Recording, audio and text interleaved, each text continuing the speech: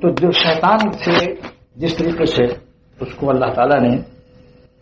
اس میں مزل کا پرتو بنایا، 99 نام ہے، ہر مخلوق ان کی صفات کا پرتو عکس پڑتا ہے، اس سے وہ قوت استعمال کرتا ہے. لہذا جنہوں نے اپنے اللہ کو اپنے ساتھ کر لیا، شیطان کچھ نہیں کر پاتا،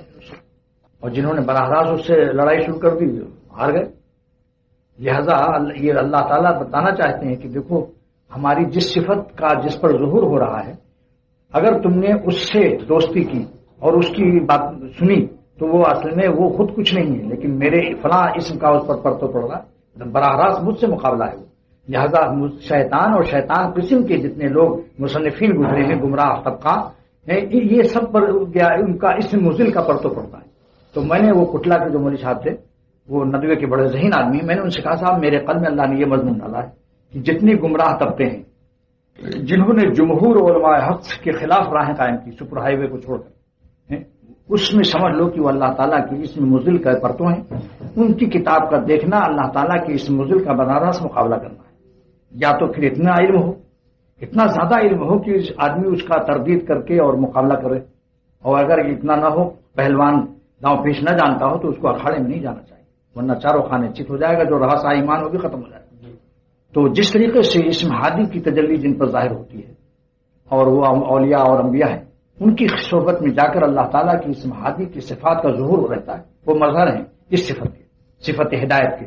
لہذا ان پر اسم ہادی کی تجلی ہر وقت پیہم ہوتی رہتی ہے. وہ اگر خاموش بھی رہیں تو ان کے پاس بیٹھنے سے قلب میں آپ کو ایک نور ہدایت کا احساس ہوتا ہے. یہاں تک کہ ان کو حضرت حضور فرماتے ہیں صلی اللہ علیہ وسلم کہ جن پر اسم ہدایت کی تجلی ہر وقت رہتی ہے، ان کی صورت کو دیکھ کر بھی خدا یاد آ جاتا ہے. چانچہ شاہ عبد الغنی صاحب رحمۃ اللہ علیہ کی صورت ایسی تھی کہ پاسپورٹ افسر کراچی کا، جب وہ نیشنلٹی وغیرہ کا مسئلہ چلا اور اس نے دیکھا تو دوڑا آیا حضرت کے ہاتھ سے اپنی کار سے، پاسپورٹ افسر ہوں، میں نے آپ کی شکل جو آئی پاسپورٹ میرے پاس، تو میں نے آپ کی صورت دیکھ کر میں پاگل ہوئی. آپ کو دیکھ کر آپ کی صورت سے کشش معلوم ہوتی ہے کہ اللہ والے لوگ ہیں، یہ حالت ہوتی ہے. اسی طریقے سے حضرت نے فرمایا کہ جو گمراہ لوگ ہیں تو بڑے علماء تو ان کی کتابوں کا مطالعہ کر سکتے ہیں تردید کے لیے، کیوں جواب دینا ہے، لیکن جن کا علم مضبوط نہ ہو یا تعلق مع اللہ اور ایمان اور یقین میں ان کی کمزوریاں ہوں، تو وہ اگر ان کی کتابیں دیکھیں گے تو اس میں مزل کی تجلی ان پر ہو جائے گی جیسے اس پر ہو رہی. لہذا وہ براہ راست یہ کہنا کہ صاحب مجھے کچھ نہیں ہوتا، جو اچھی بات ہوگی لے لوں گا اور خراب بات چھوڑ دوں گا، تو یہ دراصل میں اس میں مزل کے اس میں مزل جو اللہ تعالیٰ کا یہ ایک نام ہے، اس کی ساتھ قسم کا مقابلہ تقابل ہے. لہذا ان سے ان کی صورت دیکھ کر دور رہو. یعنی ایک شخص گیا، عالم آدمی تھے، کہنے لگے صاحب بعض وقت میں صحبت کا اثر ضرور پڑتا ہے. اب آپ دیکھیے کہ حضرت پھول پوری رحمۃ اللہ نے فرمایا کہ ایک دیہاتی روتا ہوا آیا ہم سے اور اس نے کہا صاحب سارا آم کڑوا ہو گیا اس دفعہ.